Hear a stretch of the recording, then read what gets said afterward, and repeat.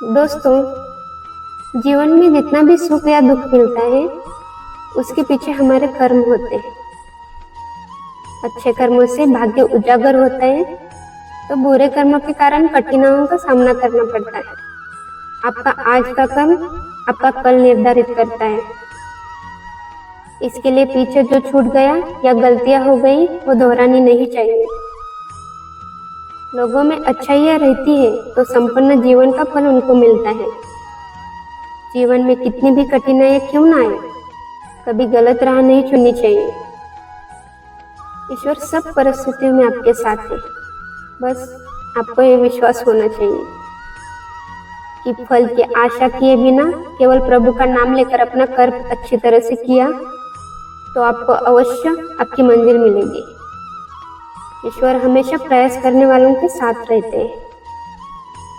मोह में आकर कभी भी पराई वस्तु को अपना नहीं मानना चाहिए। अगर ऐसा किया तो उस कर्म का भुगतान करने के लिए बहुत सारे कष्ट सहने पड़ते हैं। तो चलो जानते हैं एक उदाहरण के साथ। गुरुकुल में श्री कृष्ण और सुदामा ऋषि संदीपनी के यहाँ अपनी शिक्षा ले रहे थे। कृष्ण तो राजा के बेटे थे और सुदामा एक ब्राह्मण थे, परंतु दोनों में मित्रता और अटूट प्रेम था। वो हमेशा मिलजुल कर सारे काम करते थे और पढ़ाई भी करते थे। एक दिन गुरु माँ ऋषि संदीपनी की पत्नी उन दोनों को जंगल में लकड़ियां लाने के लिए कहती है। गुरु माँ सुदामा के पास दोनों के लिए एक एक मुट्ठी चने देते हैं।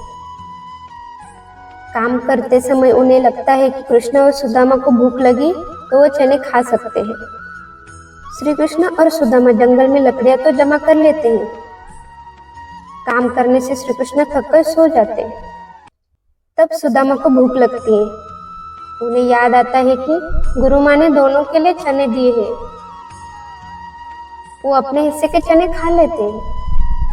थोड़े समय बाद उन्हें लगता है कि श्री कृष्ण तो अब नहीं खाएंगे, वो तो सो गए हैं, तो उनके हिस्से के चने भी मैं ही खा लेता हूँ। और वो श्री कृष्ण के लिए दिए हुए चने भी खुद ही खा लेते हैं। थोड़े समय बाद श्री कृष्ण जाग जाते हैं।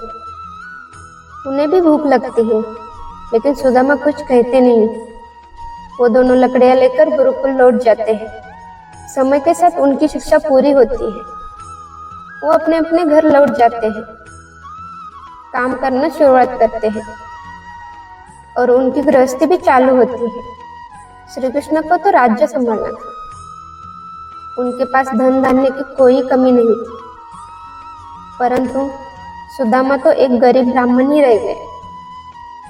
एक दिन उनकी पत्नी उन्हें कहती है, आपके मित्र तो साक्षात श्री कृष्ण हैं, एक बार उनसे मिले और कुछ मदद मांगिए। वो तो सबकी मदद करते हैं, आपकी भी करेंगे। आपने तो एक साथ शिक्षा भी ली है।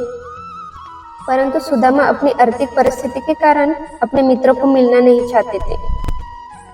उन्हें लगता था श्री कृष्ण मुझे पहचान तो लेगा ना। वो एक राजा और मैं एक गरीब ब्राह्मण।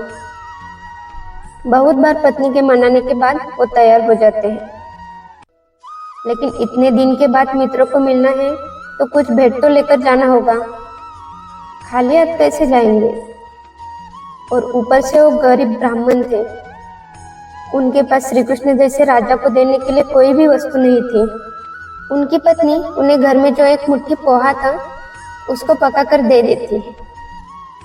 एक पोटली में पोहा बांधकर सुदामा अपने प्रिय मित्रों को मिलने के लिए चले जाते हैं। एक लंबी यात्रा करने के बाद वो श्री कृष्ण के राज्य में प्रवेश करते हैं। हर तरफ समृद्ध संपन्न लोगों से भरा नगर दिख रहा था। सुदामा को अपने गरीब होने का बुरा लगने लगा। फिर भी इतनी दूर आकर उनका श्री कृष्ण से नहीं मिलना उचित नहीं लगा। वो सोचते हैं कि प्रयास तो करना चाहिए। वो राजमहल के पास आते हैं और द्वारपाल को कहते हैं कि श्री कृष्ण से मिलना है, वो मेरे मित्र हैं। द्वारपाल को तो झूठ ही लगा। द्वारपाल उनके ऊपर हंसने लगे। फिर भी उन्होंने उनका नाम पूछकर दरबार में संदेश भेजा कि सुदामा नामक एक गरीब ब्राह्मण श्री कृष्ण से मिलना चाहता है। आसन पर बैठे श्री कृष्ण सुदामा का नाम सुनते ही हर्षित हो गए। आसन छोड़कर स्वयं द्वार की ओर चलने लगे। सभी सेवक आश्चर्यचकित हो गए। सुदामा को तो देखते ही श्री कृष्ण ने अपने गले लगा लिया। अपने साथ सुदामा को लेकर अपने स्थान पर उनको बिठाया। अपने मित्र से मिलकर सुदामा की आंखों से तो आंसू बहने लगे। इतने वर्षों बाद अपने प्रिय मित्रों को मिलकर दोनों आनंदित हो गए। श्री कृष्ण हंसी मजाक में पूछ लेते हैं, बताओ मेरे मित्र, मेरे लिए क्या भेंट लेकर आए हो? अब सुदामा को संकोच होता है, फिर भी जो पोटली में बांधकर पोहा लाए थे वो श्री कृष्ण के हाथों में दे देते हैं। अत्यंत आनंदित होकर पोटली खोलकर उनमें रखा पोहा खा लेते हैं। पोहा तो बड़ा स्वादिष्ट है, ऐसे बताकर वो खुशी से खाते हैं। अब सुदाम जी 2 दिन मित्र के सानिध्य में रहकर वापस अपने घर की यात्रा पर निकलते हैं। अपना मित्र राजा है, फिर भी उससे मदद मांगना उन्हें उचित नहीं लगा। किंतु श्री कृष्ण तो अंतर्यामी है। उन्होंने अपने मित्र के घर पहुंचने से पहले ही उनका घर आंगन संपत्तियों से भर दिया था। सुदामा घर पहुंचते हैं तो उन्हें विश्वास नहीं होता कि उनका घर इतना बदल कैसे गया। फिर उन्हें श्री कृष्ण की याद आती है और मुस्कुराकर मन ही मन बोलते हैं, ये तो सारा श्री कृष्ण का दिया हुआ है। अपने मित्र के प्रति उनके मन में प्रेम और आदर दोनों बढ़ जाते हैं। तो दोस्तों, इस कथा से समझना चाहिए कि एक मुट्ठी के बदले एक मुट्ठी। जब सुदामा ने बचपन में जो किया वो उन्हें सूत समेत लौटाना पड़ा, और ये सूत ही उनके जीवन की कठिनाई भरी यात्रा थी। जब जिसका लिया उसे लौटाया तो सब कुछ मिल गया। यही तो बातें हैं उस पालनकर्ता की। वो किसी को अपने कर्मों से नहीं बचाता। अगर आप सन्मार्गों पे चलते हैं, दूसरे व्यक्ति, वस्तु या संसाधनों के ऊपर अपना हक नहीं जमाते, तो आपका जीवन सुख से बीतेगा। यही व्यवहार है, यही लेन देन है। आपके हाथों में केवल आपका वर्तमान है, भूतकाल आप बदल नहीं सकते।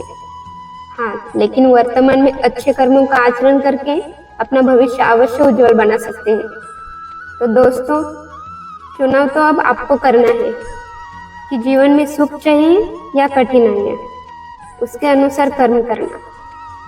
आपको आपके कर्मों का फल निश्चित रूप से मिलेगा। धन्यवाद।